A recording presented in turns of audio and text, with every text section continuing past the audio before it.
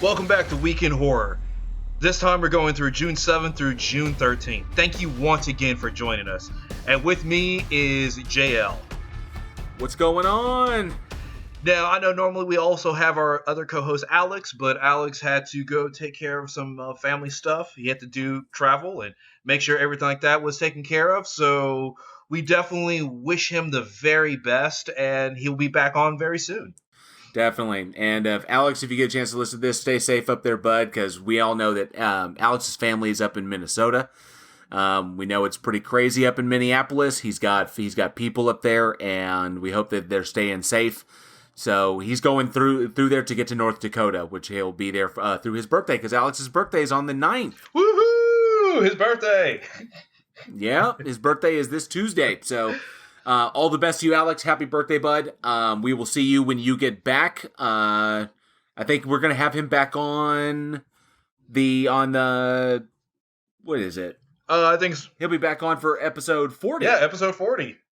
No, episode 39. Episode 39. He'll be back for episode 39. That's right. He'll be back for 39. Yeah, so because he's out of town. He'll be back for 40 also, so. yeah, he'll be back there as well. But yeah, he'll be back for 39 when we do our next bloodbath. Jigsaw versus the Collector. It's going to be fucking amazing. But next week, the next episode we have a guest host filling in for Alex. I'm so excited about this. Johnny O from the Plot Hole will be joining us. It's going to be fucking cool as hell. I've been working with Johnny for a bit over on his channel over at the Plot Hole. You can give them a listen at www.rockmetaltalk.com. They run the Plot Hole every Friday night at 8 p.m. Central Time. So they do all kinds of shit on there. They play awesome heavy metal music. I've been on a few debates on there. They've had people like Team Skeptic or Fight the Flat Earth. And right now, I think they have Professor Dave Explains is on. So I mean, such cool shit. I love working with those guys. And Johnny's gonna pop over and he's gonna co-host and pick up the slack for Alex while Alex is out of town for his birthday. It's gonna be awesome. Yeah, it is. It's going to be awesome. I'm really looking forward to it because we've had a couple guest hosts on, but this is actually our first guest host from another actual podcast. So I'm really excited. We did the debate over the Nightmare on Elm Street one, and we also have another one coming up later on this month. And so I'm really excited to have him on the show. It's going to be super cool. Also, to go along, oh yes, Andy, you just met Eugene. You just mentioned the Master Debater series. We have another Master Debaters coming up. That Master Debater series, Best in Series, is going to be Saturday, the 20th. We will be live streaming that on the Plot Hole's YouTube channel. Just check out the Plot Hole. You can see us there. While we get down, there's going to be 4 of us, and we are going to hash out which is the best entry in the Scream franchise. It's going to be badass. So be sure to check us out on there. A couple of other things we have going on. We have a new giveaway, a monthly giveaway that we are doing. You'll find the details on the website at weekendhorror.net. And basically, if you shoot us your email, you'll go on our mailing list, and that's it. You get a permanent entry into our monthly giveaway. Every month, at the end of the month, we will do a drawing of all of our email addresses, and we will choose one, and you will get a mystery horror shirt. Yes. Sent directly to you. It's really exciting because I know we've been having giveaways here and there, but actually having a consistent monthly giveaway because we appreciate you, the listeners. We just want to give something back. Absolutely. And those shirts that we will be giving you are courtesy of $6shirts.com. They are a badass fucking company. They have been so generous to us. They are supplying these shirts that we're going to be giving away to you guys. And they also gave us 10% off any order through June from $6shirts.com. On their website, use promo code SCARY48 for 10% off your total order. It's pretty badass. Yeah, definitely go check out the website. They have a ton of shirts. They have horror shirts. They have a bunch of them. And all you got to do is just use that promo code, get your 10% off, and show how much that we appreciate you. Definitely. Shoot us pictures. I want to see which ones you get. And, of course, the mystery shirts are going to be badass. So those are going to be a lot of fun. They're all going to be horror themed. It's going to be everything you can possibly imagine. Anything on $6shirts.com. We're going to shoot you one at the end of the month. I think we're going to go with one size. I think they're all going to be double XL for the sake of shipping and other things. But maybe it'll make a good night shirt. So looking forward to that and to the names that are going to be we're going to be pulling at the end of the month. Absolutely. So yeah, definitely go to the website, enter into the drawing. It's just a one-time entry. Use a promo code. Show your love for horror movies because that's what we do. Fuck yes. Now, normally Alex would insert a little joke here, but we don't have Alex currently. I'm actually kind of sad. It's quiet. I am too. Like, I feel like we should have like an insert Alex joke. Like, we need him to pre-record like a couple of jokes that we can just press a button and play. Oh, just little Alex soundboard. Exactly. Beep, beep, suck my dick. Beep, go fuck yourself. Beep, fuck, I'm high. Exactly. So we'll have to get him to like record a bunch of sound bites that we can use just later on. Hell yes. But you know what? We're here to talk about horror movies. Yes, we are. And JL, what do we got first? All right, we are going to kick off our week. It's going to be a little bit of a short one. We've only got 4 this week, but we are going to kick this bad boy off really strong. Released June 8th, 2018. Fairly recently, the movie Hereditary. Oh, this movie's so good. This movie is fucking amazing. Directed by Ari Aster and written by Ari Aster. Starring Toni Collette, Alex Wolff, Millie Shapiro, Ann Dowd, and Gabriel Byrne, one of my favorite Satans. Hereditary follows a family, what is their name? The Graham family, as they cope with the death of their grandmother and subsequent supernatural events that take place after her death. The intensity and insanity that this film, what was it that Ari Aster, he pitched this movie as a family drama that descends into an absolute nightmare. Because this film does that. That's exactly what we got. And I honestly believe that this is issuing in a new, either a golden age or a new era in horror movies, because you see the influence that Hereditary has had for horror movies since then. Oh, absolutely. Yeah, definitely. I love seeing the return of smart horror. And Aster, Ari Aster hooking up with A24, because A24 kind of blew my mind with this. They're doing very much what kind of Blumhouse does, and Blumhouse, they started small, they started with cheaply made horror films, just to kind of get on the board, and then all of a sudden, Blumhouse has exploded. They've got the Insidious series, they got the Conjuring universe, and now they're doing Halloween, and they've got all kinds of cool shit coming down the pike. And A24 is doing the same. They started off in really, really, just kind of low-budget indie films, really, really kind of interesting stuff, and then all of a sudden, just kind of exploding and turning out really solid fucking product. The Aster's script on this is one of the, I think, probably the smartest script I've seen in a while. Yeah, absolutely, because there are no stupid characters in this. You can sympathize and see the motivation from every character's standpoint. You're not having the dumb blonde girl trips, or let's run upstairs or in like this. Every reaction felt is genuine. Oh, God. Oh, it's conjured up images of this thing. What Toni Collette and what Gabriel Byrne bring to the family, and their relationship with their daughter and their relationship with their son, and the secrets that are behind that. Not to mention, I got to give a shout out to Millie Shapiro. Wow, just fucking stellar. I think this was her. Was this her first film? No. I think yes, this is her first and only film so far. Was Hereditary, and she came out swinging. As the little girl.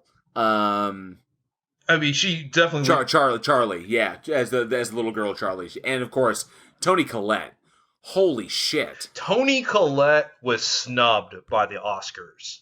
Yes, she was. And I mean, she is somebody. She's been around for a very long time in terms of she's done a number of movies since I think like early mid '90s. And when we talk about, in terms of stars be around for a long time, and then you get that breakout role that steps you above everyone else, and now your name is bankable. This was Toni Collette's film. It showed her acting chops. It would be so easy to play the character over the top, but having a mother deal with grief, it's realistic and gut wrenching.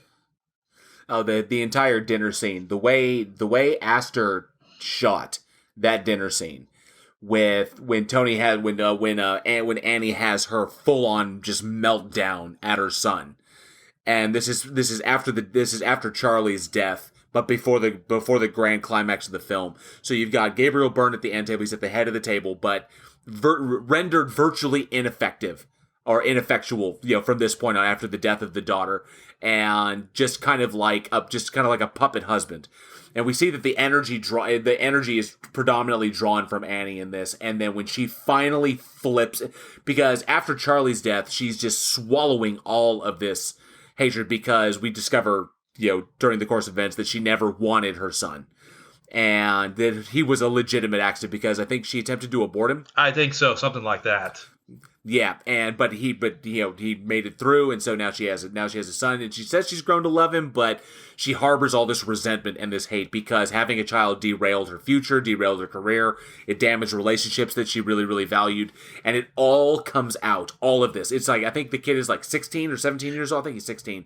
Yeah, because he's definitely in high school. Yeah, and then all of it, 16 years of repressed rage, flashpointed by the death of her daughter, the daughter that she wanted, and then all of a sudden it just comes out, and some of the most stellar acting and incredible writing I've ever seen. It was palpable. You could feel like she's fucking screaming at you. It looks like you're watching a real family, and that's something a lot of horror movies have lacked, the sense of just a regular sense of family, that realness that characters have. We were talking about we were talking about Poltergeist, the difference between the new one and the old one. Good horror movies have good characters. Yes. And their characters are believable. You sympathize with them. You can see their motives. You can see why. You may not fully understand why, but it makes sense. And being in a grieving state and the decisions that she makes, it goes. It's amazing. And this was backed up by the stellar cinematography that this film had. Oh, the use of the miniatures, that, like, the miniature models that Annie makes throughout the film, and using them as parallels for her emotional states as she progresses through the film, and working the camera from the miniature aspect to the actual to the home itself, and then the use of camera on Annie during her peak moments, and then of course in the sun, and then setting up the ominous tree house in the back, and of course the epic telephone pole scene was absolutely crazy. But there was something about the way the camera moved that was unsettling, that I hadn't seen anybody capture in a while. It wasn't, and this is a film technique, because I've watched the behind the scenes of it and just studying the film as a whole. And so one of the things they would do to slowly reveal, because you'll have a scene where you had the son in his bedroom and it slowly reveals that Toni Collette's in the corner. Oh. Yeah. And it's just this. That was so chilling. It's just like this real eerie moment.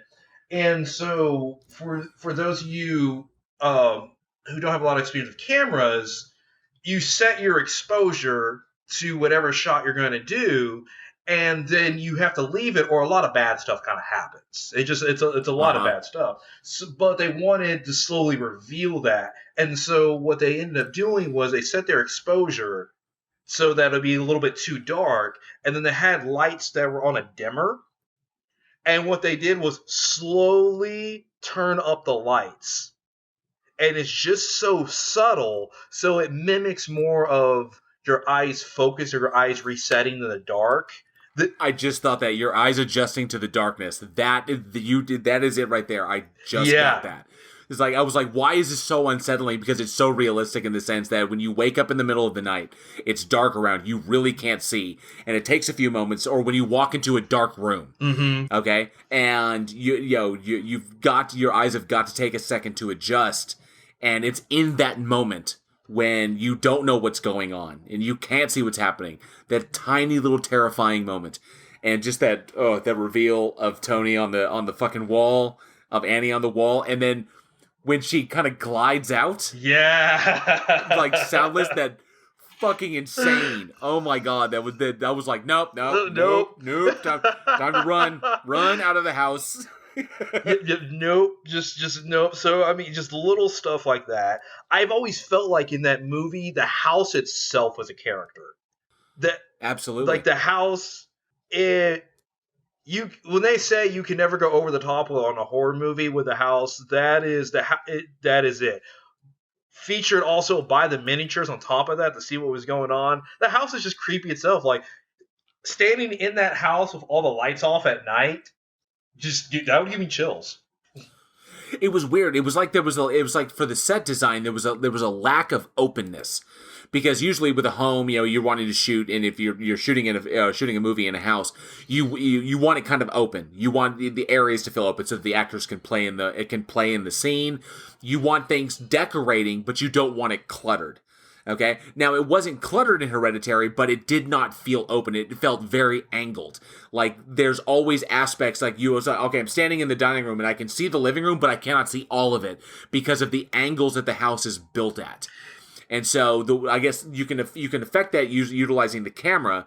Whereas in wherever the camera is positioned, you can see enough, but there's always the feeling that there is something hidden, that you're not seeing everything. And I believe you could utilize that to kind of reinforce the subconscious notion that there's always something kind of off to the side in the corner of your eye, or something around the corner. You're not sure what it is, but you feel that it's there, because no matter how open the area is, there's always something further. I think I got it the most during the dinner table scene, when Annie is freaking out and she's just unleashing on her son. There was the hallway behind her. There was an entryway into the hallway behind her, and it was dark. Mm-hmm. But you could tell there was an entryway, and it just looked like this open mouth, this open chasm behind her, of this void. But it just goes further in the house, but you can't see. Yeah, you can't.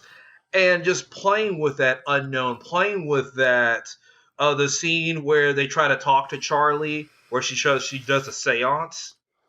And It's like you're expecting something to pop out. You're expecting Charlie to be there, or some creature, or just some kind of thing. And this is one thing I do like about this movie, is there's not a lot of jump scares. It doesn't rely on cheap jump scares at all. It's not this constant thing that has to pop up to keep you engaged, but it feels like it could at any moment. Yeah. And I want to give particular, you mentioned the seance scene, and I want to give particular praise to Ann Dowd.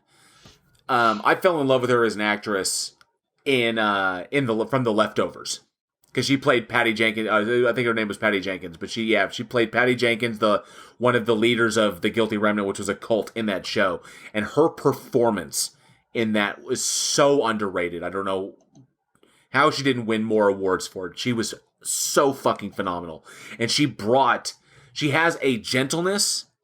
It's almost like a cushion of gentleness that always has this kind of malevolent energy underneath it.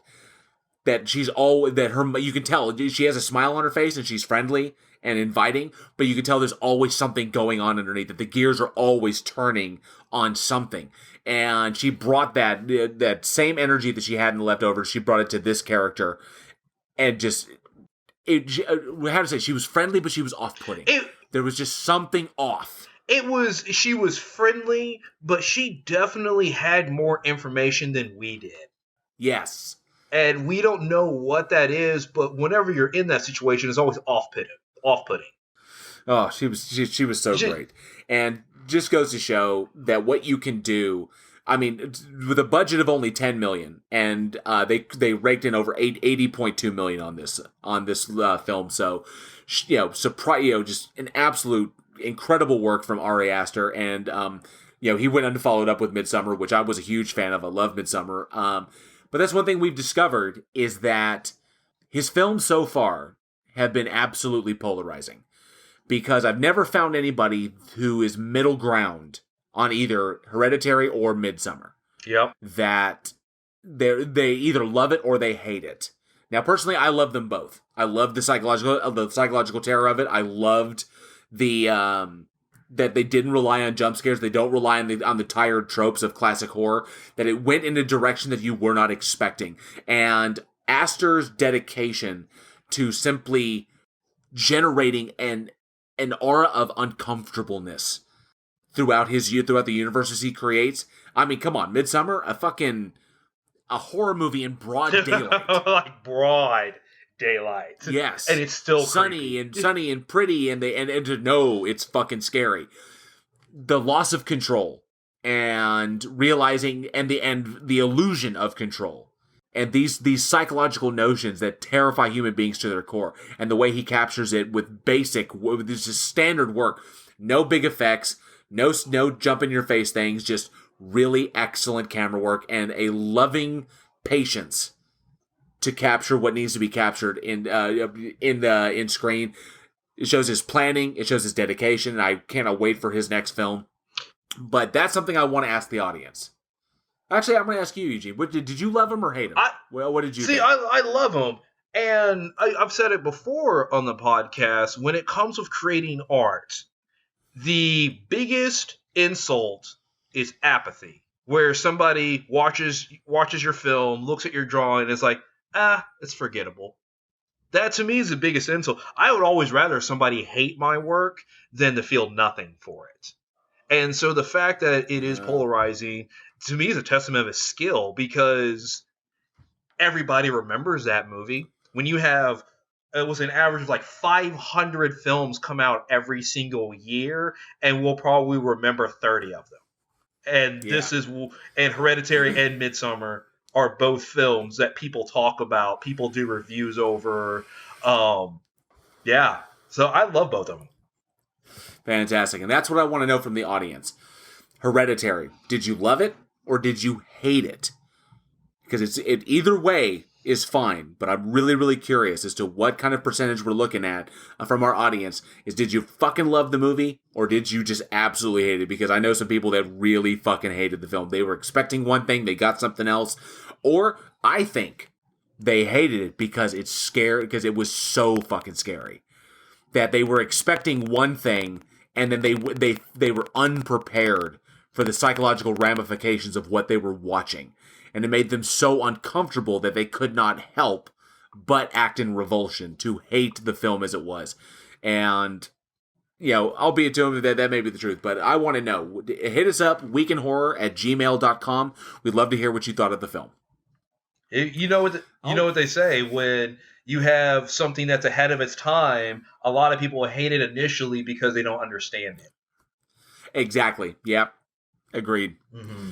All right. So we're going to move on to the next film. What do we have, Eugene?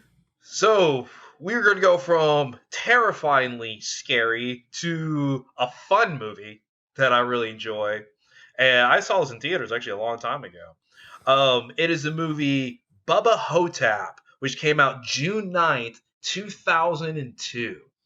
And it stars the great Bruce Campbell, and also has Ossie Davis, Ella Joyce, and Bob Ivy. And it was directed by Don Scarcanelli? Don Coscarelli. Yeah, Don Coscarelli. Yeah, he's the guy behind the Phantasm series. Oh, okay, yeah. And so, basically, just in a straight nutshell, Bruce Campbell actually plays a Elvis impersonator, or Elvis Presley impersonator, who he may or may not actually be Elvis, kind of leaves it kind of ambiguous. And it takes place in a nursing home. And so you have these people who, you have a guy who claims to be John F. Kennedy, Elvis Presley, some of these older figures in a nursing home, and they get terrorized by an Egyptian mummy.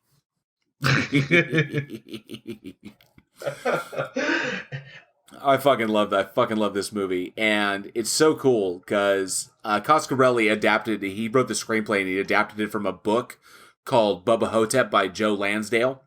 And the book is really, really good too. There's a lot of stuff in it that did not make it into the movie, but just enough made it into the movie to make it absolute blast. And to see, because Bruce Campbell will always be willing to take those roles that they play upon his natural talents, but he is always able to take it in a direction you don't expect. And that's what I love. The themes in this film, beyond the silly comedy. I mean, you have a friggin' Egyptian mummy who's dressed up like a Western gunslinger who's like, eat Anubis's, dog dick and shit like that. It's fucking crazy. It's just fucking crazy fun. But there were deeper themes here, and I really loved that. I really loved the fact that it deals in the field of geriatrics, because when it comes with a lot of older films, it's always the 20-year-olds, 30-year-old, even like the parents are in their 40s, and it always deals with that generation.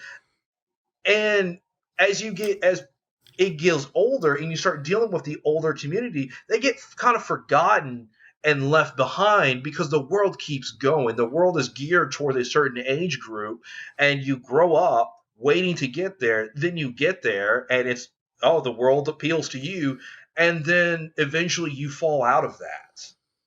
And you're from a time past, and it can be really challenging from the mental aspect, because I had a friend that worked at a nursing home, and you would have patients that were mentally, you feel like you're 20, 30, but the world has kept going, and you feel like your body's deteriorating. You're more reliant on other people, especially if you spent your entire life being self-reliant. Now you're relying on other people.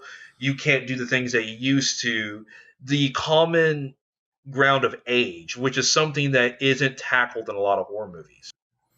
It was really impressive, and even though Bruce Campbell's running around, he's supposedly Elvis Presley, and his best friend is played by Ossie Davis, who's a black man who's in a wheelchair, and he's claiming to be JFK, who was dyed black and hidden after the assassination attempt, and so. Given their reactions, because Bruce Campbell is incredibly surly in this film, and he's so fucking angry, and it's hysterical.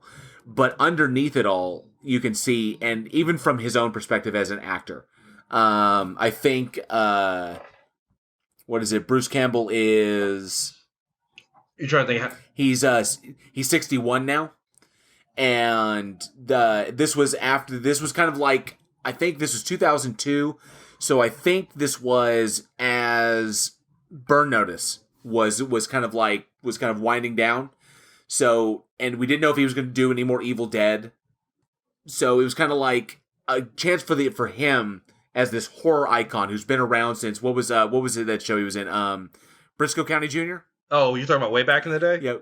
Yeah, way back, because he was Briscoe County Jr. He was in Xena, Warrior Princess.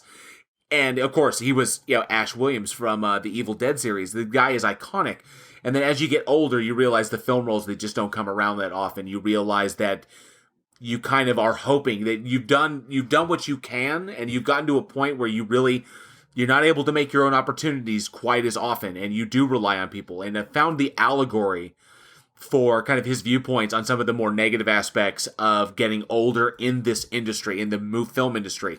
They played across, because there's a sense of a loss of dignity. There is the frailty. You just can't do the things that you used to do anymore. And I think the theme of how the world values youth over old age. Youth and vitality over age and wisdom. And that's a natural function of the society we live in. And being faced with that and seeing it from that perspective gave a real depth to this film that I think a lot of people may have missed, because it was very, very subtle. Because, he's so angry, he's always cussed up a storm, we got a fucking zombie or a fucking mummy walking around, sucking people's souls out of their assholes. Like, legitimately, sucking their souls out of their butts. And these themes can you can miss them amidst all the zaniness, but his performance in this was one of the best. I mean, normally you expect him like in The Man with the Screaming Brain, or subtle, like characters like Sam Axe from Burn Notice, or the craziness of Ash Williams. But this one was legitimate. He's not a supernatural guy. It could be telling the truth, he may not, and does it really matter if he's telling the truth? Because that was the worst. It was not. He's running around telling people that he's actually Elvis Presley. And it's not that people don't believe him. It's that even if he was, it doesn't matter. That's the scary thing when you start dealing with age and you start getting to the point where you feel like it doesn't matter. That just no one cares anymore. And it's scary because it will happen to all of us. That's like this real terrifying thing when you're thinking about getting older, is that we all will, and you'll notice deterioration, and with like Bruce Campbell, roles not coming like they're used to, and there's absolutely nothing you can do to get that back. Oh, and I just turned 40, so this is making me feel kind of misty about my age. 'Cause I'm glad I'm still working. I'm glad I still have. I'm glad I created this podcast, and we got this podcast going on. I've got film projects that I still work on the side. I've been focused on this show so much, and I don't generate a lot of my own things. But I'm glad that I did this before I turned 40. That I have a show, that I have brilliant people that I work with to make this thing happen. Fans of horror as much as I am, that we can sit around and we can talk and we can actually do this, and maybe one day we can even do this for a living. We can from this we can platform to other great things, which would be fantastic. Because I myself am I'm getting older, and like I said, I just turned 40, and it was a blink of an eye. Just the other day I was 30, and then all of a sudden, especially Facebook doesn't fucking help, because I'm getting memories from like 10 years ago. I'm like, fuck, it was that long ago? It's like, Jesus Christ. And it just blows my mind how fast the time goes. And I went back and I watched Bubba Ho-Tep again, and the Bruce Campbell, I saw the nuance in his performance. I saw what he was trying to say with the character.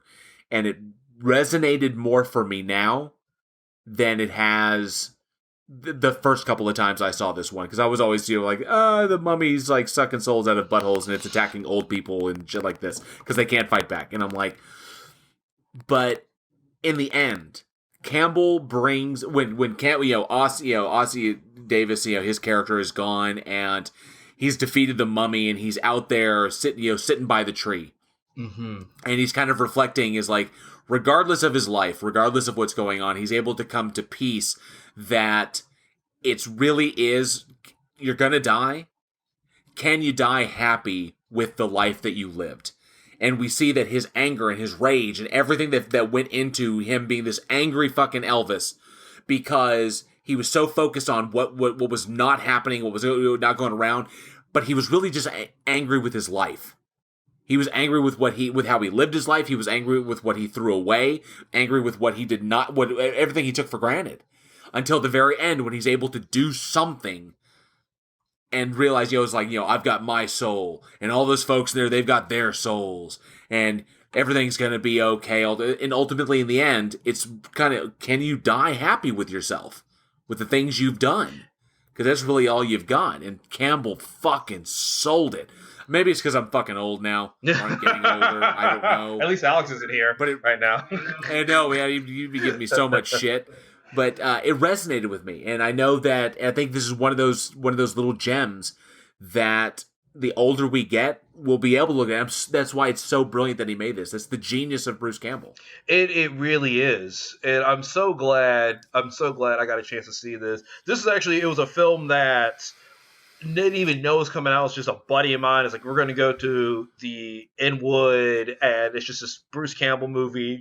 And I was like, oh yeah, sure, all right, I'll go see it. And it was such a pleasant surprise to see it. Yeah, I think they road showed it. The director road showed it across the country. What he did with this was very similar. Because Kevin Smith did it years later. What he did with Red State, and what he did with Jay and Silent Bob reboot. is that the director, Don Coscarelli, basically took the movie on the road. I think he had like 32 prints of the film, and he circulated them around to various film festivals, and then he pretty much drove around the country showing the movie. And that by the time it released on DVD, the cult following was so solid, that's where the money was made. And it cost $1 million to shoot, and it made 1.2 off the box office. And then, of course, a huge life on DVD. So definitely see this if you get the opportunity. Great direction from Don Coscarelli, the guy behind Phantasm. And then, of course, fucking Bruce Campbell. How can you deny that? Yeah, it's fucking Bruce Campbell. And actually, speaking of Bruce Campbell, because we've talked about several things that Bruce Campbell's done just right here, talking about Bubba Ho-Tep. So we actually want to know, what is your favorite Bruce Campbell film? He's done so many. He's done so many great characters. What is your favorite? As shitty as Serving Sarah was, he actually was pretty funny. I haven't heard that movie in a long time. I worked as an extra on that fucking movie. That was one of the biggest films I've worked on, and I actually got bumped. There's a very, very quick scene at the final monster truck rally where you can kind of glimpse me. I'm a security guard. I have this big yellow security jacket, or security kind of, I guess, one of those vinyl vest sort of jackets on, and it's bright yellow, so I look like a giant fucking banana. But because I was really, really big at the time, and I had a black cowboy hat on. And they let me wear it because, we were in Texas. We're at a monster truck rally. We're at the we're shooting at the Will Rogers Coliseum. And so I have this, and I was supposed to be directing people as people are trying to run. There's a big evacuation scene, and people are running out of the thing. And, Vincent Pastor, with the big pussy from The Sopranos. He's there, and he has his moment. And you can kind of glimpse me very, very briefly. But, the movie sucked. The movie was just fucking god-awful. Matthew Perry was on some shit. I don't fucking know. I did not realize until much later that Amy Adams was in that film. Oh, she is in that movie, isn't it? Yes, it kind of blew my mind. I was like, holy shit, Academy Award-winning Amy Adams? Holy fuck. And... but of course, I met Elizabeth Hurley. She was an absolute just doll. And Bruce Campbell, funny as fucking shit. The dude did an improv kind of comedy thing to kind of keep the extras and everybody kind of happy and told jokes. He's just a funny dude. And he was quite humorous in that one. It's not my favorite film by far. I really love Man with a Screaming Brain. He was fucking great. That's a good choice. Yeah, yeah, that is. Yeah, the fact you said Serving Sarah just blew my mind. I saw it like one time years ago, obviously Matthew Perry and the whole Friends thing and everything like that. And yeah, apparently he was on a lot of stuff at that time. Yeah, it was not good. But we gotta give props. Obviously, Bruce Campbell was in Evil Dead, Evil Dead 2, Army of Darkness, and there's love there. But I don't know if did you ever watch Burn Notice? I've seen some Burn Notice. Okay, so Burn Notice ran for 7 seasons. And in between, I think it is, somebody will correct me if I'm wrong, weekendhorror@gmail.com. I think in between season 5 and season 6, there was the writer's strike was going on. Or there something happened to truncate the season. And Bruce Campbell shot a made-for-TV movie called Burn Notice: The Fall of Sam Axe. And... you don't have to watch the show because the movie acts as a prequel to the entire show. It basically is kind of like, it sets up the character of Sam Axe, and then you could literally watch the movie and then go watch the series.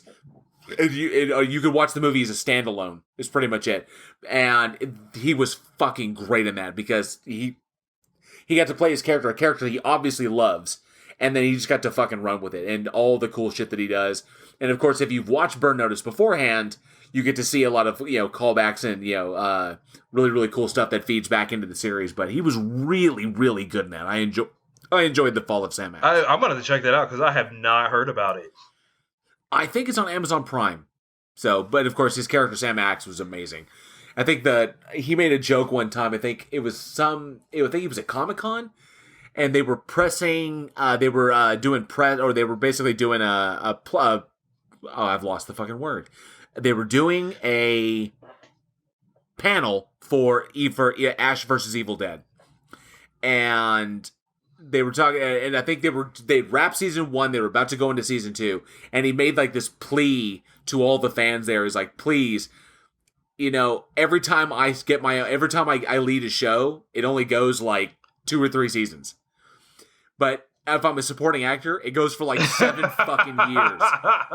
So if you really love the show, keep putting your support behind it. Maybe we can get this to last a little bit longer. I thought it was so fucking funny because Ash vs. Evil Dead only lasted 3 years, which is a shame. But there is news that his co-stars in that may be able to coax Bruce back for one more season of Ash vs. Evil Dead. One more.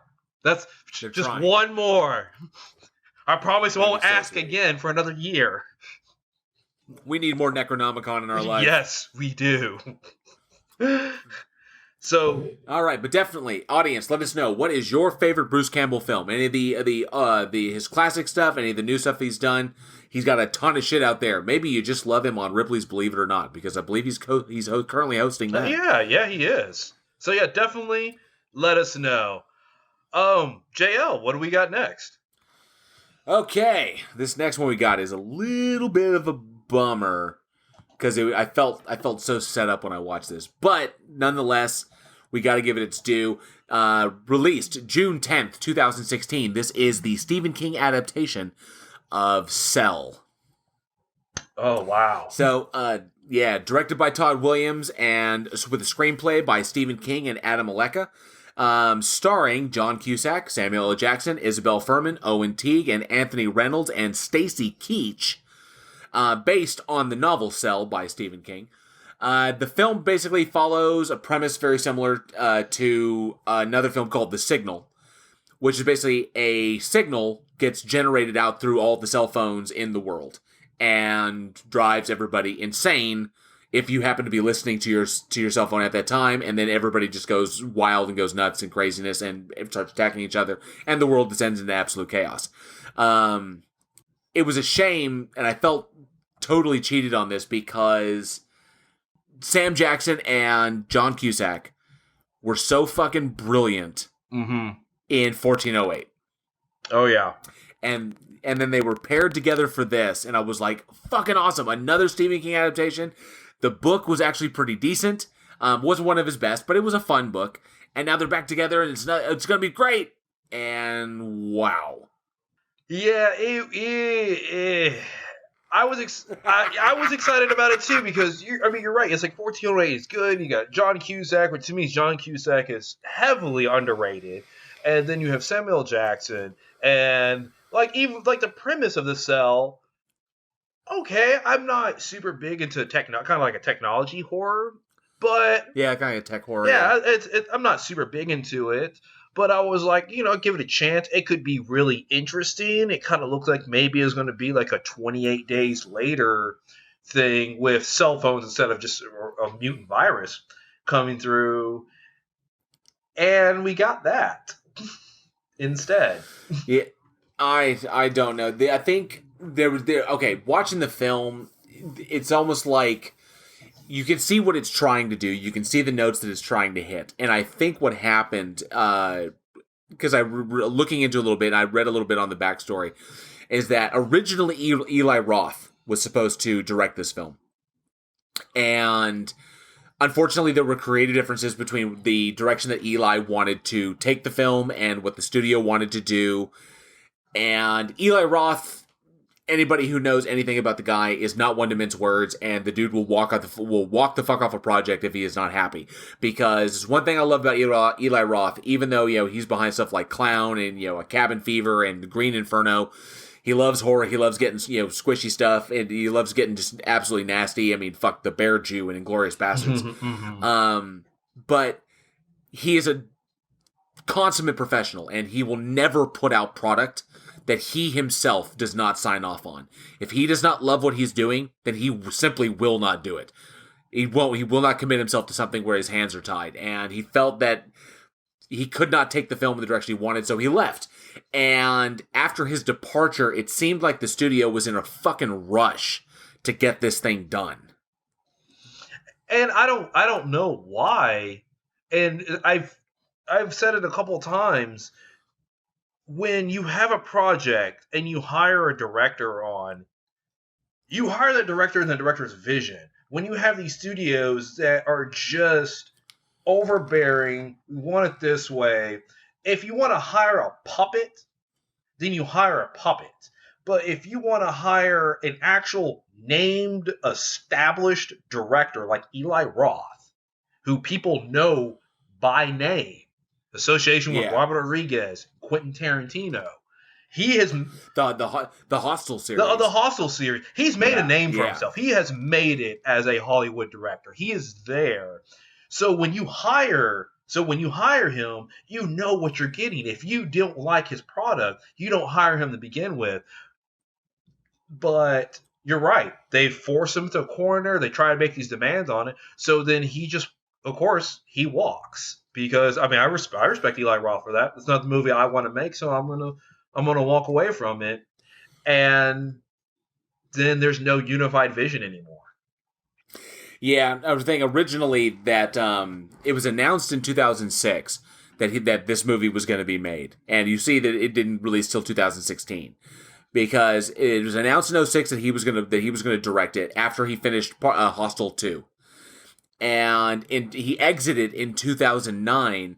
And I think to quote him, speaking in his words, that there was a sort of difference of opinion on how to make the film and what the story should be, and there's a different direction the studio wants to go with it.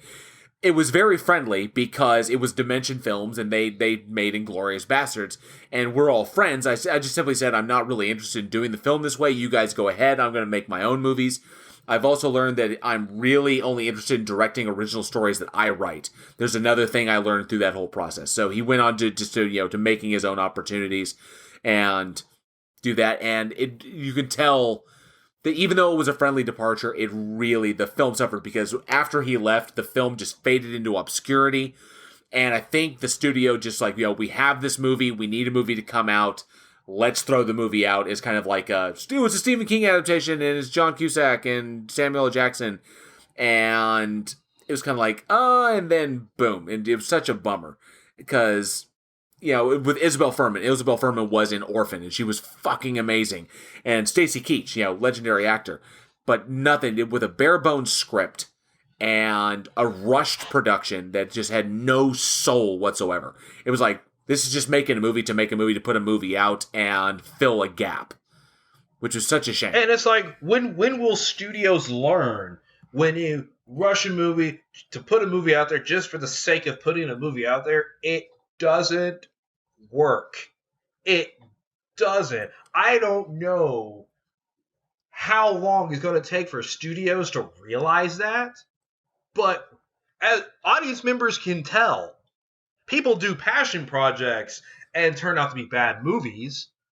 So if you're not even going to do a project that's passionate about it, you have no chance at all whatsoever. Yeah. And it's almost like day one they could have been like, you know what, this isn't going to work. Let's just cut our losses and we can move on to something else. And instead of, let's go ahead and let's push this through and let's continue to spend more money, and then it bombs in the box office and they're like, oh, I didn't see this coming. And one way we can do this, we can compare it to another film that was very, very simple that came out in 2007. We're eventually going to end up talking about this one. Once we come around to it, was a movie called The Signal, and it honestly, I thought that the 07 film was amazing, and maybe there was some, because this one came out in 2016. Maybe if they had taken some notes from the 2007 film, because that was a directed by David Bruckner, and shot for only $50,000, shot for $50,000. It box office over 400,000. So, and it really was fantastic. There was a non-linear story that focused on different aspects of pretty much the same phenomena. A signal comes through all cell phones, televisions, pretty much anything broadband. Anything telecommunication, audiovisual devices transmit this signal that turns people mad and activates murderous behavior in anyone who's affected. But that film focused heavily on the characters because it told 3 separate stories. and how people who were unaffected were coming into contact with the infected. And I think that bringing the story down and making it not so cosmic was one of the ways that the signal was effective over Cell. That they're essentially telling the same story, but the focus was wrong. And I think that is where they should have gone.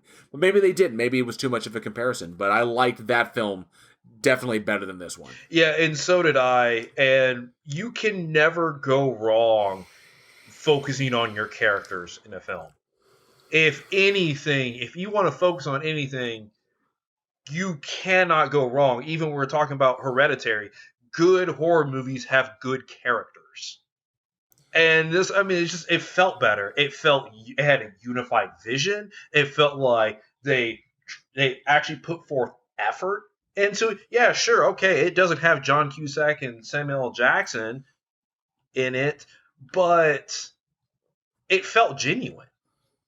Yeah, I really, really liked it, and not to mention the ending. The ending of Cell was crap.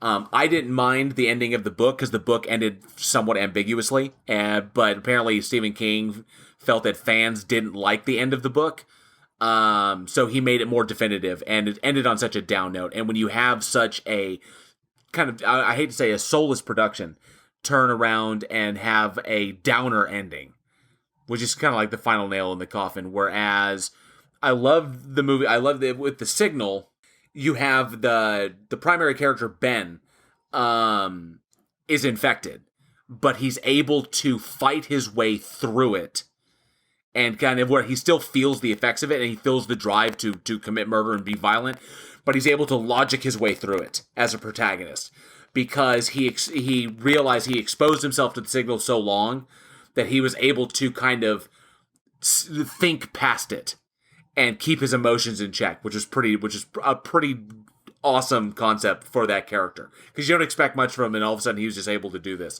So and you're right, focusing on the characters themselves, because in Cell there was just no development whatsoever. I didn't have a reason to care about John Cusack or his daughter.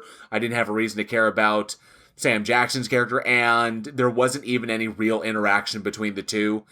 And I got the feeling that they were just spouting lines, because, this kind of went off the rails, so let's just take the paycheck. And it's a shame seeing A-list actors like that get put in that position. But that is kind of the nature of the beast sometimes. It is, because movies on paper, a lot of times you don't know. You really don't know. I got a chance to meet Lou Diamond Phillips, and I got to talk to him for a little bit. And my best friend asked, do you have any regrets of all the things you've done? And he was like, well, I came across a script, and it had these two new directors. They only did one film. I didn't understand the script. I talked to him. I didn't understand the script. I didn't know who they were. I eventually was just like, you know what? Thanks, but no thanks. That movie turned out to be The Matrix. And yeah, they asked him to be Neo. And so, but he was like, on paper, it was so hard to understand, and they didn't know how the special effects were going to go and what the message they're trying to do. And so actors are always taking risks, because you have scripts that are great on paper and then they can fall apart after that. Or you get the one, was Sean Connery was offered Dumbledore in Harry Potter. He turned it down because he didn't understand the script. He was offered Gandalf from Lord of the Rings. He turned down because he didn't understand the script. So then the League of Extraordinary Gentlemen came to him, and he was like, well, I'm going to start doing scripts I don't understand, because these are big. And then League of Extraordinary Gentlemen came out. Oof. And he hasn't acted since. He retired. Yeah, I heard he got into a fist fight with that director. Yeah, and it was just bad all the way around. So sometimes it sucks when you see it's like, okay, this production is going well. And one thing, because you're talking about the ending, never, for the filmmakers out there, the illusion ending. Oof. Just no. It was all a dream. It was all in my head, and none of it never happened. It was basically the director telling me, "Ha ha! I just wasted 2 hours of your life." Yep. It did not make me as angry as Ninth Gate did, but I was annoyed. I was like, "Oh, come on!" And now this cop-out ending, wasted opportunity. It was almost as angry as when it was like Prince of Persia. Ooh, I'm sorry. I was like, they gave it pretty cool. Let me go see the movie, and then the entire movie honestly takes place in 5 minutes. Oh, that movie was so bad. I love Jake Gyllenhaal to death. I really do. He was Mysterio, man. He's fucking Donnie Darko. But damn, man, Prince of Persia. Woo! I think he came. No, I think he did Nightcrawler right after that. I can't remember if he did Nightcrawler right before or right after. Nightcrawler, amazing film. Sometimes you just need a paycheck, I'm assuming. It's a nice paycheck, too. I'll take $10 million to star in a bad movie. Fuck yeah. Oh, man. Oh, definitely. But we don't actually get a lot of evil tech films, though. We don't.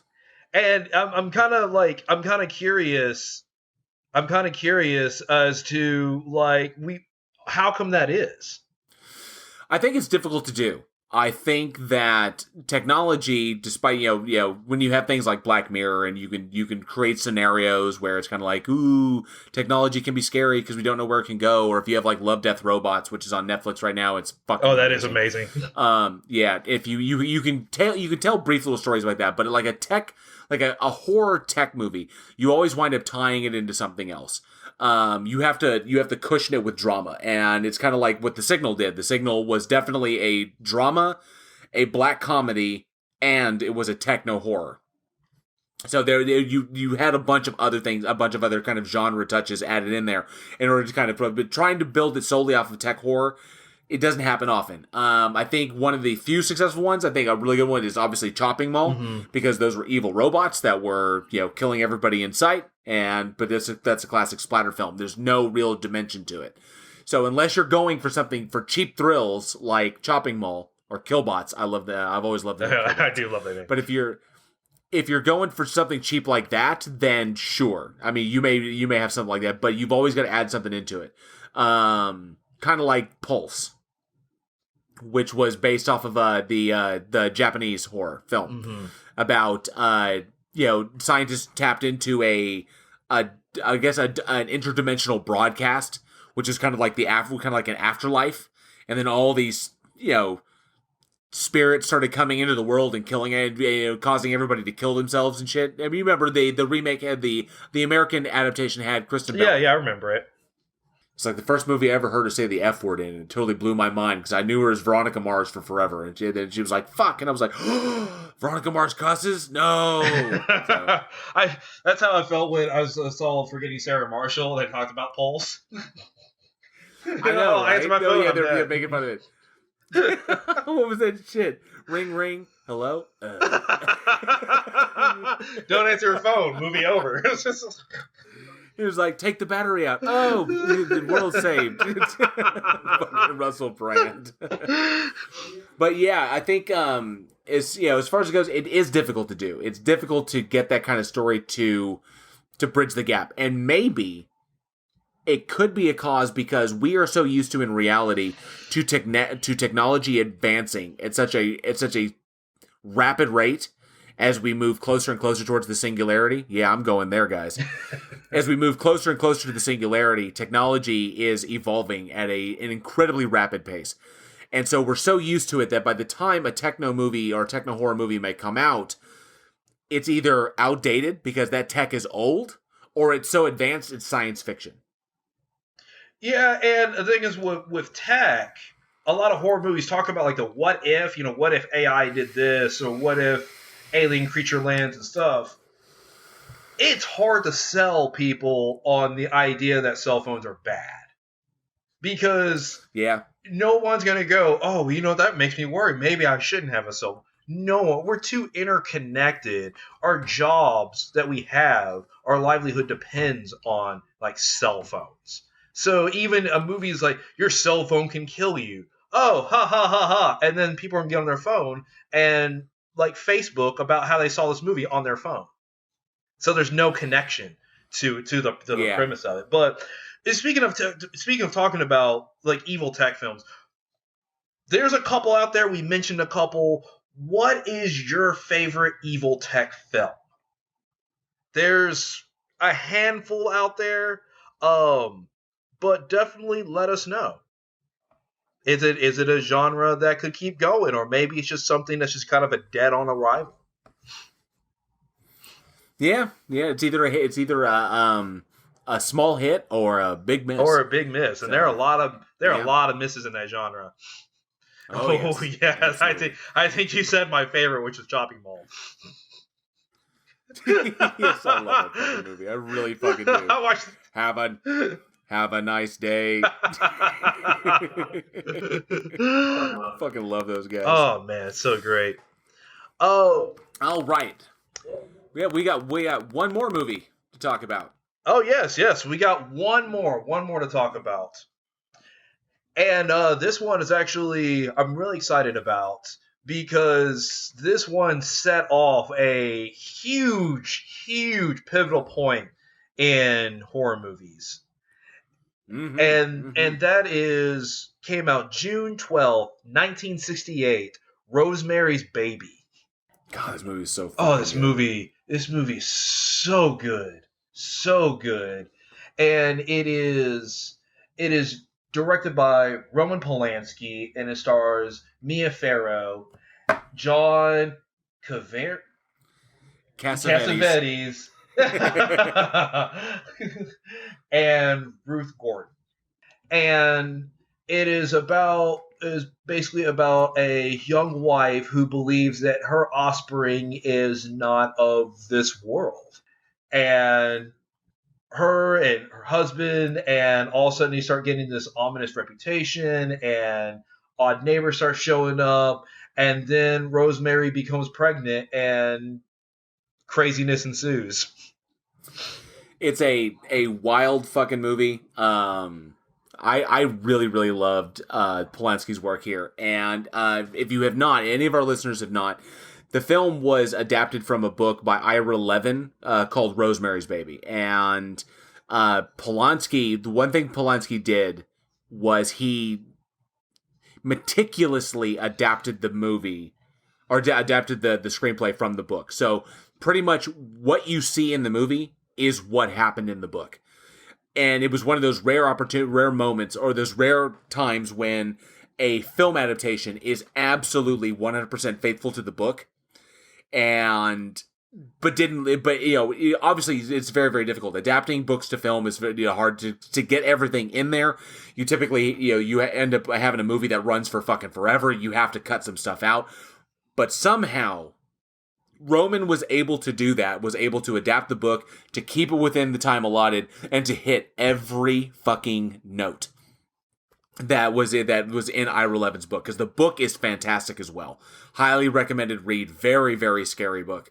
Not only just from the supernatural aspect, but the terrors of parenthood, because what Mia Farrow's character goes through, what Rosemary Woodhouse deals with during her pregnancy, and the weirdness that is going on, and the insanity, the growing insanity is just crazy. It's the unknowns of parenthood, and unfortunately, the only parent who we have on the show is not here. This would have been perfect. It would have been. I anticipated it. I was like, Alex will get to talk about kids and having kids because he's got like a whole fucking football team going on over there, and unfortunately, we don't have him to talk because I don't have kids. You don't have kids. Yeah. I don't fucking know. And like I actually I read a Reddit feed about like some of the terrors of actual parenthood, because you don't know, despite how loving and how good a parents can people be, you don't know how your kid is going to turn out. And you really don't. And so I was reading this one thing where a woman was talking about how she was genuinely afraid of her son, and her son's like 7, and she would wake up and find him standing in the corner of the room. And fucking kids. She would clean his room and found animal body parts. And so she did things like install a lock on her door. And the thing is, the therapist said when kids are doing that, not like when a kid is standing over you and they're trying to wake you up without waking you up or something, not like that, but when a kid is just standing there and just watching, the therapist said he's trying to figure out how close he can get to you before you wake up, which is scary. And she ended up said the final straw when she put him in a mental asylum is that she was cleaning his room and lifted up the mattress and found over 50 knives. I mean, he's like 8. Over. Yeah, that kid might be broken. Yeah. I mean, obviously, how knives. No idea where he got them. Obviously, not from like the kitchen or anything like that. And so it truly terrified her, and she had to take him to psych ward because she was scared. It's wild. And I know that that this film, that Rosemary's Baby, and through Mia Farrow's incredible performance, just critically acclaimed performance. I mean, this film dealt with themes of paranoia, of women's liberation, of Catholicism, of the occult, of the unknowns of parenthood, the unknowns of pregnancy, and just, and the woman's the female gender roles, but also the roles that women play, especially pregnant women play, in respect to other people and how other people look at them, how other people judge them, how other people handle them. And you have a strong independent woman in Rosemary Woodhouse, who this is established from the very, very beginning when she and her husband Guy are moving into the apartment in the Bramford, which is in New York City. They're moving in, and you can automatically tell that she has this energy about her. And to take this strong independent woman, pregnant with her first child, not pregnant yet. She wasn't pregnant at the very, very beginning, but going into these situations, and then how everybody kind of like is, you get the feeling everybody is kind of working against her and kind of setting her up. And then what a woman does in these situations, how a woman copes, how a woman reacts. It's just a brilliantly told story from the female perspective. And if it doesn't make you uncomfortable, it should, because it poses a lot of questions and puts you on the spot emotionally as to what you do, especially that ending. Mm-hmm. Absolutely. And the thing is, we're talking about with gender roles, this is a different time period. This isn't today. This is 1968, where if you feel like everyone is against you, especially being a woman, and you feel like everyone's against you, don't have a lot of options. You really, it's not I can just go and start my own career, or if you find to make a living. If you're a pregnant woman, you may not have anywhere to go, and may have to stay in that situation. And there are many women who did. They stayed in that situation because they couldn't go out on their own. Such a wild, wild film, and I mean, obviously, earned its universal acclaim across the board. I think it's just one of those films that was basically, it was sent to, what was it? It was included in Congress. Yeah, I think it's in the Library of Congress. Yeah, the Library of Congress for culturally, historically, and aesthetically significant. But not only the performances. Obviously, Mia Farrow was amazing. Polanski was brilliant in choosing her for the role, in casting her, but also his direction. And despite all the drama that is in that man's life, we don't need to go into it, but we do give credit where credit is due, in that the way Polanski shoots a film, I think he's only had like one failure for a film in his entire career. And when he fails, he failed big. He really, really did. But his approach was, from what I've read, is he allowed not only organic growth for the characters, and he allowed the actors he basically empowered the actors to work and make choices that they felt along, as well as maintaining solidarity with the source material and the script itself. And the way he shot scenes, the way his set, the way he basically shot New York and shot the Bramford, which was really, really kind of a creepy building. It's a Gothic style building. And just the setup. There's something that he brings to his sets, which are very, very impressive. It really is. He has a style that is not like any others. And there are a couple people that can be close. I think maybe it was like Sipario that came out. Wait, Suspiria? Yeah, Suspiria. By Dario Argento. Yeah. But he has a unique vision behind it. His cinematography, his use of practical lighting is just phenomenal. Oh yes. Just amazing. When you have her and her husband sitting in an apartment that is empty and they just have the one tall lamp between them. And I was just like, okay, it's a lamp by itself, but it looks so good. It's just an innocuous like setup, but it looks so good, and it just brings you into it, and it's like cinematography today with technology from 1968. Oh yeah, it was almost like there are so many scenes throughout the film that you could pull out and would be the image itself would be art. Yeah.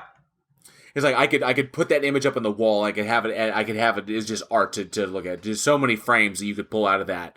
When she's found the secret door and she's heading to where the infant is crying somewhere in the building, and the scene when she's there and she's rocking the cradle, she's surrounded by the cultists are everywhere, and she just kind of like she hears the baby, she starts rocking the baby, just the kind of like the faraway look on her face. And just there's so many things that you could just pull out of there, and that may be it. It's just that he may come at it from. I'm not even gonna hazard to guess how Roman Polanski thinks or the terms he thinks in, but it's almost from an artist style, as in like a painting, okay, or like framing a photo. That kind of thing. I would go with every frame is a painting, where there's no wasted shots, filler shots, B-roll. Everything he does with the camera is intentional.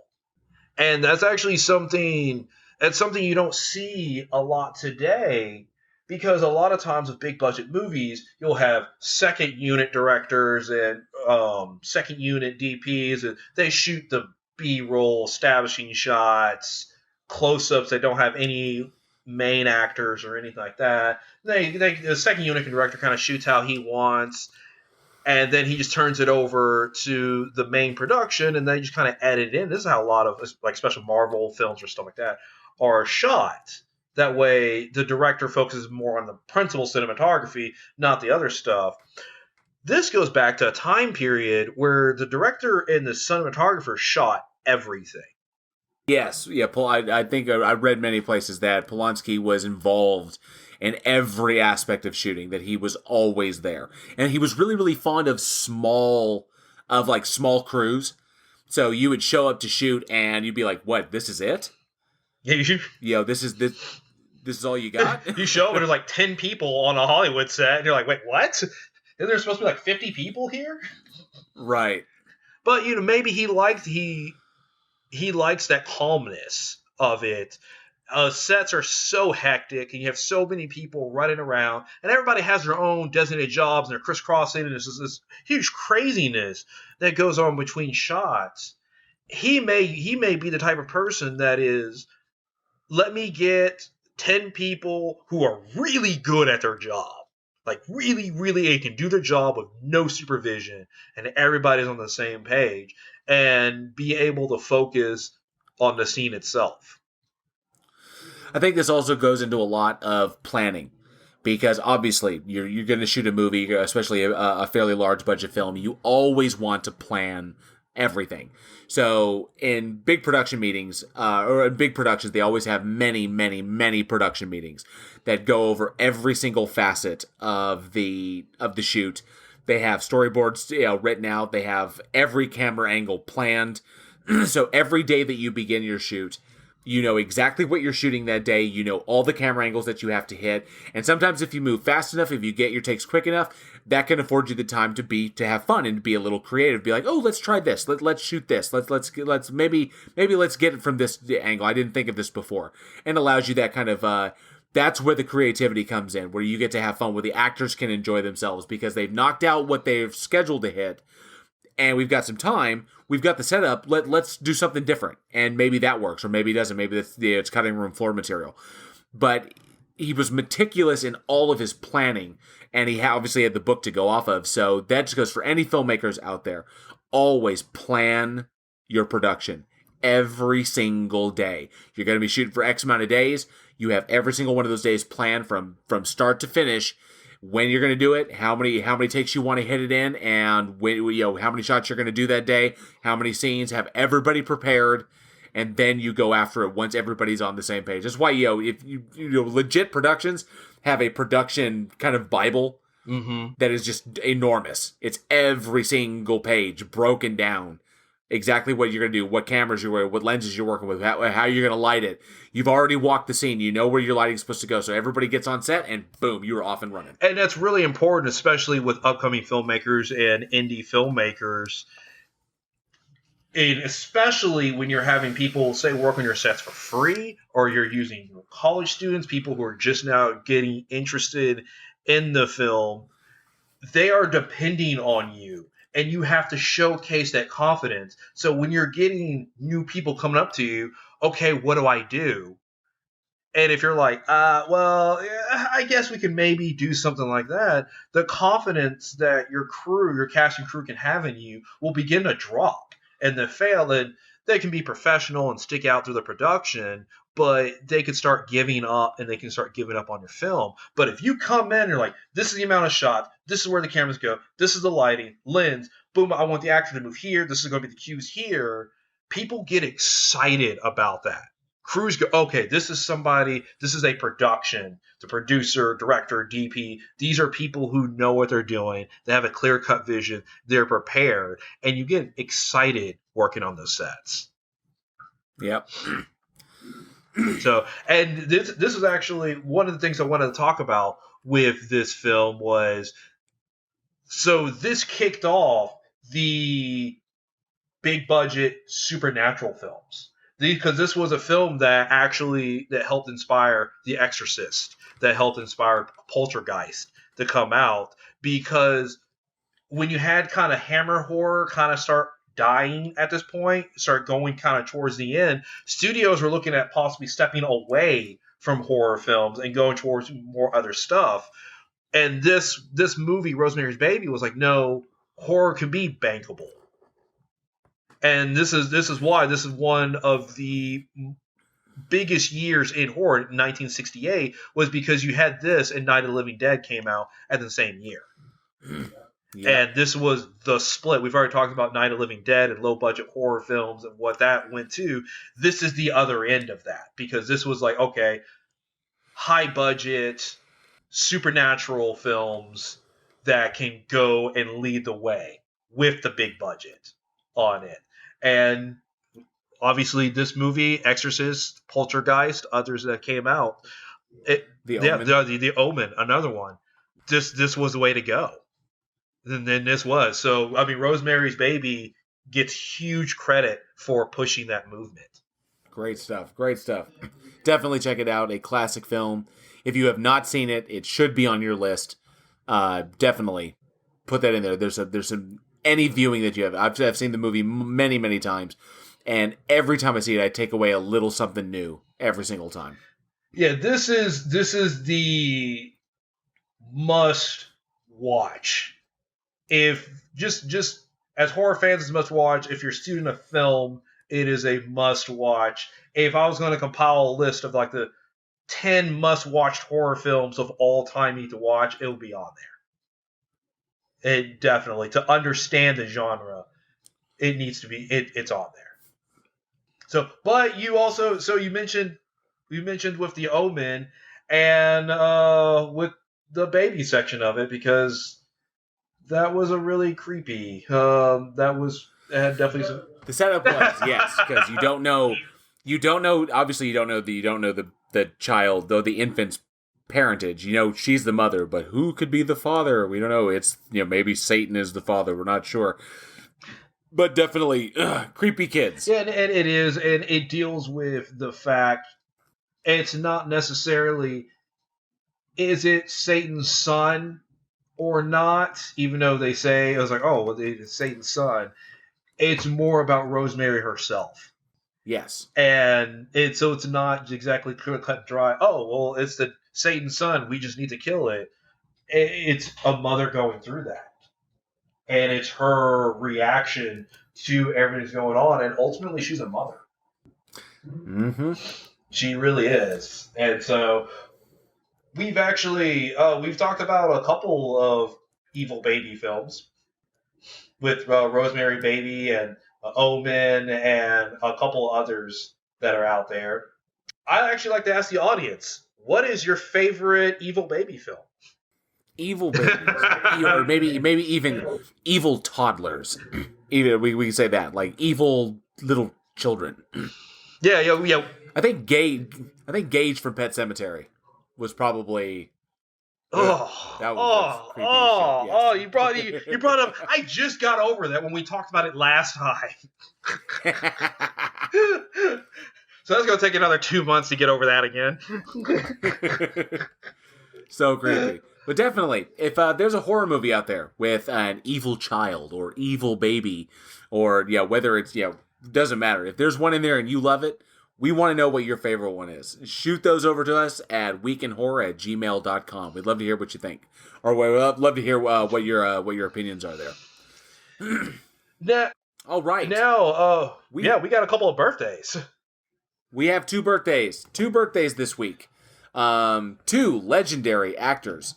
First and foremost, born June 10th, 1941. And a personal favorite of mine. I really, really enjoy all his work. Happy birthday to Jürgen Prochnow. Happy birthday, Jürgen. So I love this dude, and I first came across him. I first came across him in German class because Jürgen is German born. He's a German born actor and voice actor. And I was taking German in high school, and we watched Das Boot. Oh, yes. I love that movie. And he was the sympathetic U-boat captain in that film. And he was absolutely, it was the first time I ever saw him. He was so fucking good. And then I got to see him again in Dune, which, I loved Dune in the 1984 version. I mean, I really did. I liked it. I like what David Lynch did with it. I think Kyle MacLachlan was a little off, but I like what Jürgen Prochnow brought to that film.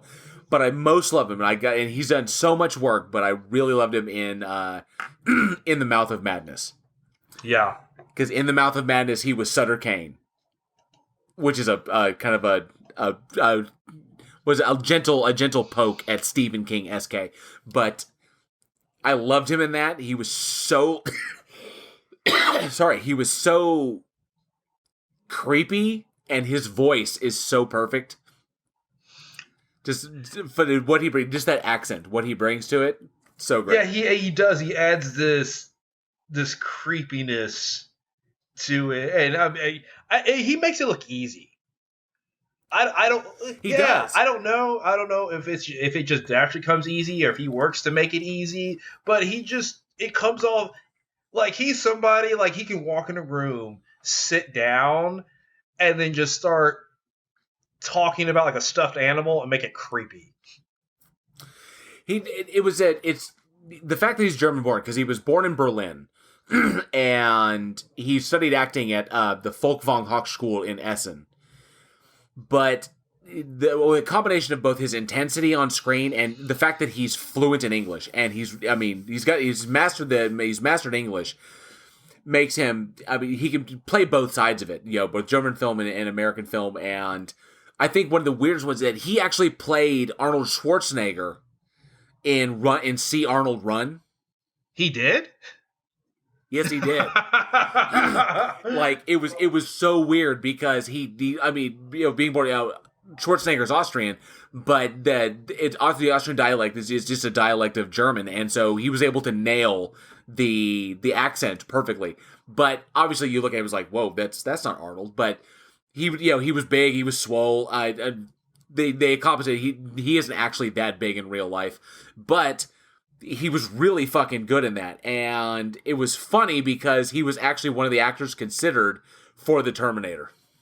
He could have done an interesting job. I don't know. I'm trying to picture him as a Terminator. Like, Arnold Schwarzenegger to me fits because Arnold Schwarzenegger has a menacing presence, or like just a big presence, just shape wise, versus with Jorgen being more subdued.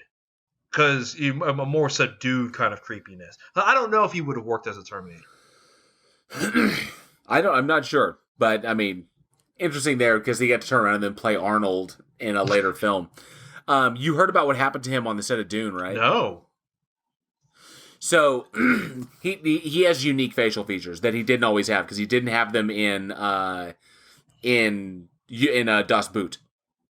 But he has facial scarring, which I think only adds to the awesomeness of it. It's kind of a happy thing. It's kind of like Jason Momoa's scars, because Jason Momoa got those scars in a bar fight. Mm-hmm. But he was filming. There was a stunt that was being done on the set of Dune, and there was one in this one scene. It's where Duke Leto is strapped to the stretcher and he's drugged, and during a take, a very high-powered bulb that was positioned above him exploded due to the heat. Oh. And it rained down molten glass on him. Now, luckily, he was able to free himself from the stretcher just moments before the glass fused to the place where he had been strapped in. And during the filming of the dream sequence, he had a special apparatus attached to his face so that green smoke would emerge from his cheek when the Baron scratched it.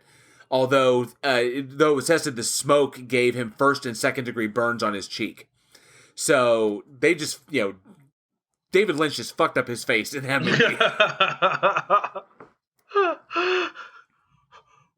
Wow, I didn't know that. Yeah, so it's wild. I guess, the 80s were a different time. But I think it added to his mystique. He's got a unique look that makes him and he's very intense, obviously very evocative eyes, very intense features, and he just generates, he has this charisma as, his combination of both his presence and his accent, which just, he crushes everything that he's been in. I don't think I've ever seen a role that I have not liked. I love his stuff, his German stuff, everything from Yog Driver, Zoff, he was fantastic. Obviously, Das Boot. Mm-hmm. And then, even later stuff, when he started working here, he did all kinds. He was in Beverly Hills Cop 2. Worked with David Lynch again in Twin Peaks Fire Walk With Me. It's still, he was the one of the bad guys in Air Force One. Yeah, he was. Yeah, because he was the one that was, he was in the prison, and they're trying to release him. Yep. Yeah. And he was actually in one of my favorite movies growing up, Replacement Killers, with Chow Yun-Fat and Mira Sorvino. Oh yeah. Yeah, that was such a fun movie. Such cool stuff. I mean, he plays across the board. He is still working. I think the most recent thing he's done, he did a film last year called A Hidden Life. I think it was titled Radegund in German, but that was directed by Terrence Malick. So, still working to this day, and I really, really hope he keeps churning it out, because I love everything he does. Such a cool actor. Definitely check him out. To our listeners, definitely check out Jurgen's work. I love him in fucking In the Mouth of Madness. He was fantastic in that. Him and Sam Neill playing across each other. But so much good stuff that he's been in, both drama and comedy and horror. Because I think everything from, he did stuff like Das Boot and In the Mouth of Madness and Dune, and he was also in fucking Wing Commander, which just blows my mind. with fucking with Freddie Prinze Jr. Yeah. and Matthew Lillard. Yeah, the based off that video game, which I think the movie killed the video game series. I'm pretty sure that it did. Yes. And I can't remember because he did a guest spot or something like a cameo, and somebody was asking him, was like, "Oh, why aren't you going to go in the water or something?" He's like, "Oh, I was on a boat one time. It didn't go well," and then like that was it in the movie. I can't remember. It's gonna haunt me. That's amazing. It was just like a little cameo, some comedy or something like that he did.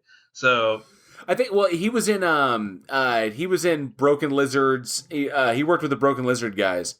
What the hell was that movie he did? Oh, was it? It wasn't Beer Fest, was it? Yes, it was. Okay, yeah, Beer Fest. He was Baron Wolfgang von Wolfhausen. Yes, okay, that was gonna haunt me too. But absolutely, very cool shit. Shit, he was in House of the Dead. Yeah, that's just nuts. So he's worked with Uwe Boll, he who will be.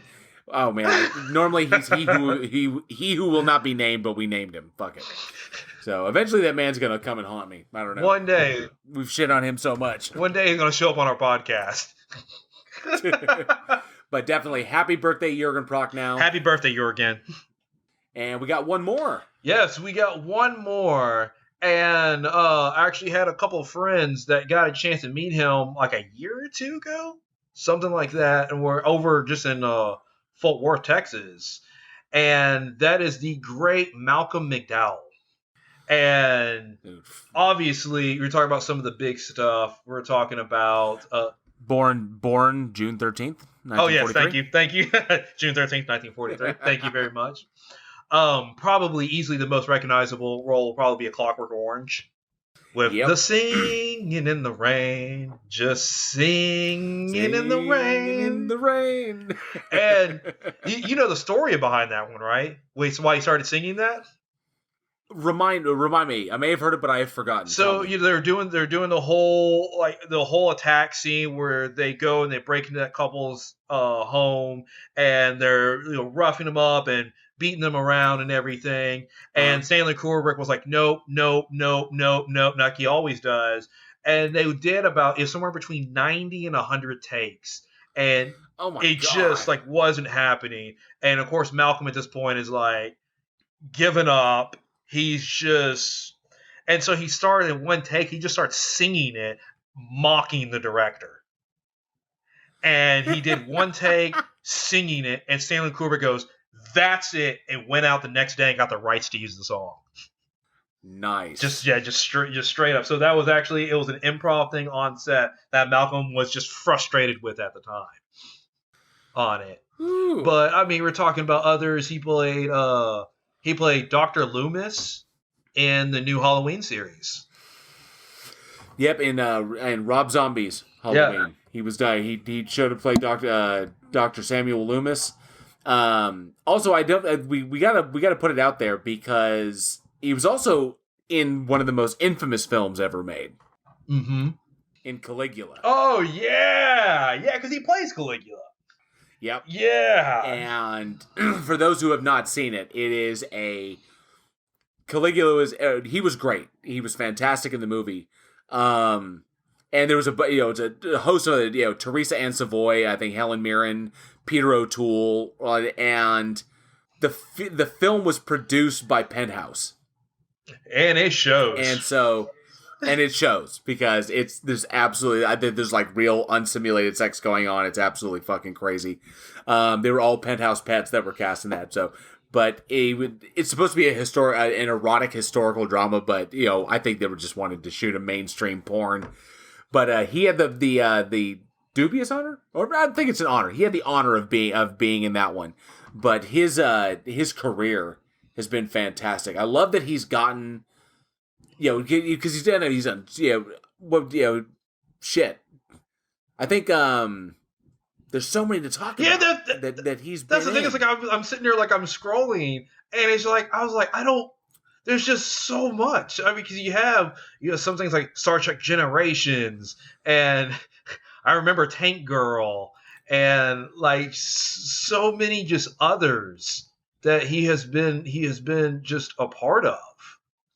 And he's done voice acting work, Superman the animated series. um, just I think he was. I think he did the voice in one of the Wing Commander. Yeah, Wing Commander Academy. Oh my god, we can't get away from Wing Commander. So wild. Something that I recently learned, I think is really, really cool. I don't know if there's because he was in Star Trek Generations. He's universally hated as the man who killed Kirk. But he has a nephew, and his nephew is Alexander Siddig, who was the son of his sister Gloria. And Alexander Siddig is who played Dr. Bashir in Deep Space Nine.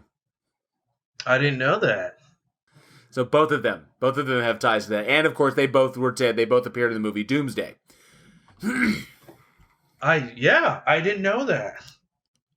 He's had so many cool things. I really, really like. I mean, I've loved everything he does. Everything from, what is some good like Blue Thunder. He was fantastic. Class of 1999. That's a good horror film about cyborg teachers that killed the students. It's fucking crazy. It's just fucking insane. Movies like the Assassin of the Tsar, Night Train to Venice, Milk Money, Star Trek Generations. Obviously, we mentioned that. He was in Tank Girl. He was Kesley in Tank Girl. Fist of the North Star. I mean, he's anything he can do. But I love the fact that he has found a new kind of resurgence, a mainstream resurgence with Rob Zombie. Yeah. Because he was Samuel Loomis, and then turned around, and then he was... What was the name of his fucking character? God dang, he's in so many fucking movies. Father Murder in 31. Oh, yes. So, I mean, I love that he's gotten that, and Rob Zombie kind of like he's done with I almost called her Dee Snider. No, Dee Wallace. Dee Wallace has seen a kind of resurgence in her later career thanks to Rob Zombie. I think Malcolm McDowell has gotten kind of the same. Because after he started as Loomis in the Halloween films, his career has just been banking.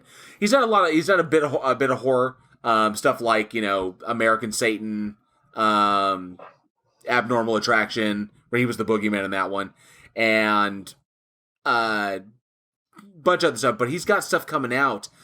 Trick and Treats and Just Noise are coming out this year. Those are both in post-production currently. Meanwhile, he's as big on TV as he is in films. Yeah. He's doing voice work in Elder Scrolls. Yeah, that's what I was like. He did voice work in Call of Duty Black Ops 3.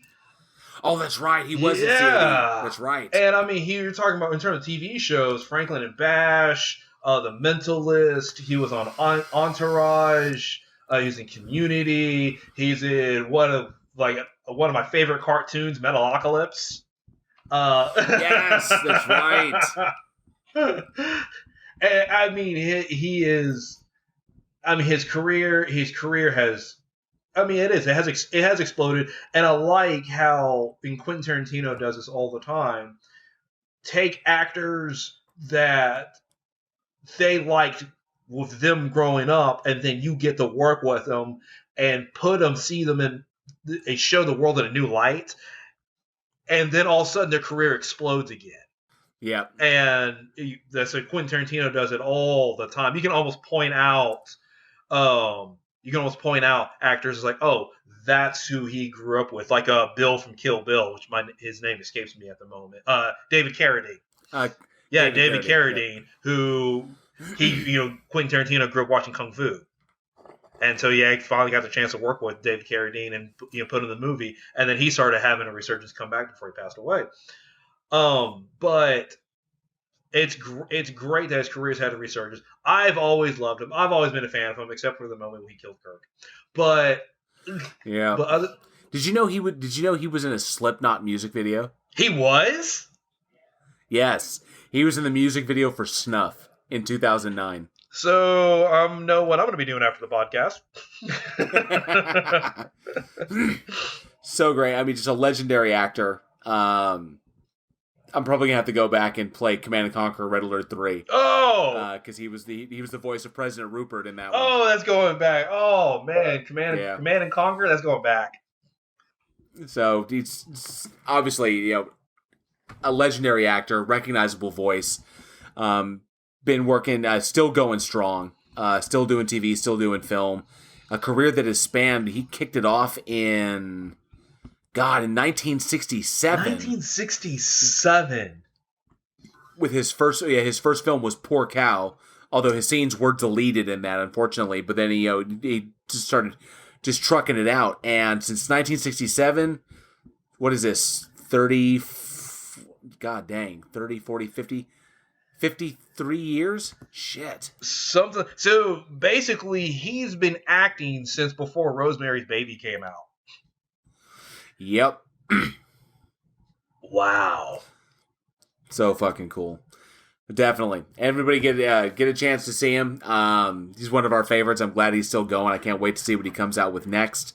Whether it's something goofy like, Silent Hill Revelation or, the Silent Night remake or, something big like Some Kind of Beautiful or Walk of Fame, something of that nature. Yeah, I mean, no matter what he's in, he can do it. And I love watching him work. So, big happy birthday to legend Malcolm McDowell. Happy birthday, Malcolm. All right. Well, that brings another episode of Week in Horror to a close. As always, thank you so much to our listeners. We appreciate your support. We could not do this show without you.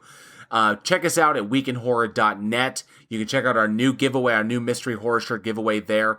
As always, feedback, comments, questions. We'd love to hear what you think. Shoot us an email at weekinhorror@gmail.com. Even if it's hate mail, we'd love to hear from you guys and interact with you. If you really, really love what we do, you can support us at our Patreon at patreon.com/weekinhorror. As a patron, you can get early access to our Bloodbath debates, where we pit horror icons against each other to the death in a total nerd fest debate. The next one we have coming up is Jigsaw versus the Collector. That will be me versus Alex. That's coming up in a few weeks. And of course, you get access to our After Dark sessions, which is our intimate settings where we talk with our special guests about their careers, about their hopes and dreams about the horror genre. As always, follow us on social media. We're on Facebook. We're on Twitter. Facebook.com/weekinhorror and Twitter @weekinhorror. You can get our daily splatter there. Daily splatter, a little bit of horror knowledge comes right to your feed. Maybe something you didn't know about a film that released on that day in horror history. And I am so proud to announce, with the help of Eugene, we have officially debuted on YouTube. You can follow us at Week in Horror. Week in Horror channel on YouTube. All of our episodes will be going up there. You can listen to us on YouTube. You can like us. You can subscribe to us. You can hit that. You can smash that notification bell. I have been so looking forward to saying that. Smash that notification bell. Yes. Like you were smashing a head in a vice. You're like, yes, subscribe. Definitely subscribe to the channel. So many cool things we got going on there, and we've got currently episode 35 is up. We are working on backlogging our previous episodes so we can get those up so you can listen to them. And obviously, our new episodes will be going up there as well. And we'll also have the Bloodbath debates up there. We'll have the After Darks up there. You can listen to them all. It's going to be a lot of fucking fun. And eventually, you may see us do some live streams. So you never know. We may announce something coming up where you get to interact with us live when we're talking about this. Maybe even with a special guest. Who knows? We'll figure it out as we go along because we're kind of new to it. But this has been an amazing experience. Once again, thank you guys so much. I'm JL. I'm Eugene. And we'll see you next week. And as always, stay scared.